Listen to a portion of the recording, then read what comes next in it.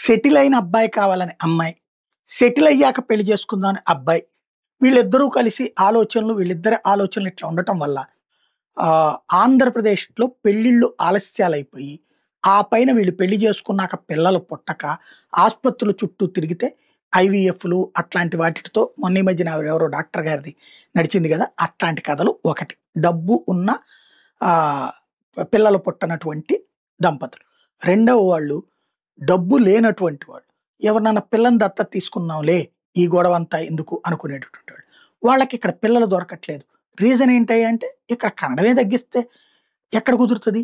పేదవాళ్ళ దగ్గర నుంచి పిల్లల్ని తీసుకుంటానికి వచ్చేటప్పటికి ఒక టీమ్స్ పనిచేస్తున్నాయి.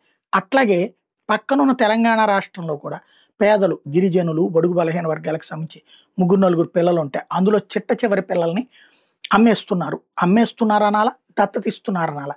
దత్తత అంటే చట్టబద్ధమైనటువంటి ప్రొసీజర్. అది ఇప్పుడు సుప్రీం కోర్టుల తీర్పులు, ప్రభుత్వాల నిర్ణయాల కారణంగా సక్రమంగా అమలు జరగటం లేదు.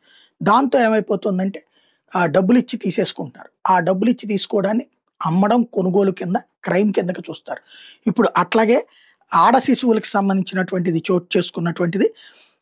ఇంట్లో అప్పటికే ఇద్దరు ఆడపిల్లలుంటే మరోసారి ఆడ శిశువు జన్మించడంతో సాకలేమనే ఉద్దేశంతో దళారులకు విక్రయించడం దాంతో నల్గొండ జిల్లాలో ఆలస్యంగా వెలుగు చూసిన Nalgonda 1 town CI Rajasekhara Reddy, CWC, CPDO, CDPO, DCPO అధికారుల కథనం ప్రకారం తిరుమలగిరి సాగర్ మండలం ఎల్లాపురం తండాకు చెందిన కొత్తబాబు, పార్వతి దంపతులకి ఇప్పటికే ఇద్దరు ఆడపిల్లలు ఉన్నారు. 5 ఏళ్ల క్రితం వాళ్ళు అక్కడి నుంచి నల్గొండ జిల్లా కేంద్రంలోని శాంతినగర్‌కు వలస వచ్చి అద్దెంట్లో ఉంటున్నారు.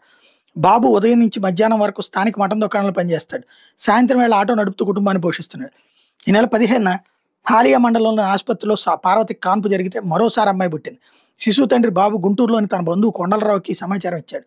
అప్పటికే ఇద్దరు ఆడపిల్లలు ఉన్నారని, కుటుంబపరంగా సాకలేనని చెప్తూ తన ఆర్థిక పరిస్థితిని వివరించేసరికి అతను తూర్పుగోదావరి జిల్లాకు చెందిన సాంబశివరావుకి సమాచారం ఇచ్చినట్టు తెలుస్తుంది. సాంబశివరావు ఈ నెల 25 నల్గొండ జిల్లాకు వచ్చి ఆడ శిశువును తమ వెంట తీసుకెళ్లారు.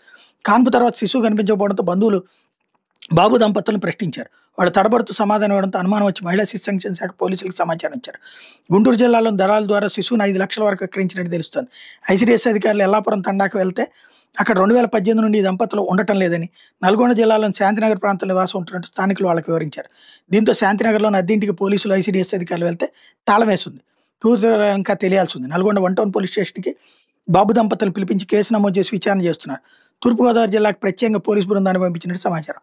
బాబు దంపతులు మాత్రం తాము డబ్బులను విక్రయించలేదని, ఆడపిల్లను పోషించలేక తెలిసిన వాళ్ళకి అప్పగించామని చెప్తుంటే వాళ్ళ బంధువులు మాత్రం శిశువును విక్రయించారని ఫిర్యాదు చేశారు. కొర్రబాబు దంపతులకి 8, 6 ఏళ్ల వయసు ఉన్న ఇద్దరు కుమార్తెలు ఉన్నారు. తూర్పుగోదావరి జిల్లాకు చెందినటువంటి సాంబశివరావుకి అప్పగించే సమయంలో వాళ్ళు ఈ దంపతుల కాళ్ళ మీద పడి ఏడుస్తూ అడ్డుకున్నారని బంధువులు చెప్తున్నారు. చిన్న చెల్లిని తమతో పాటు పోషించుకుంటామని, ఎవరికి అప్పగించవద్దని వేడుకున్న ఈ దంపతులు కనికరించలేదని బంధువులు చెప్పడం మీద పోలీసులు క్షేత్రస్థాయిలో సమగ్ర విచారణ చేస్తున్నారు.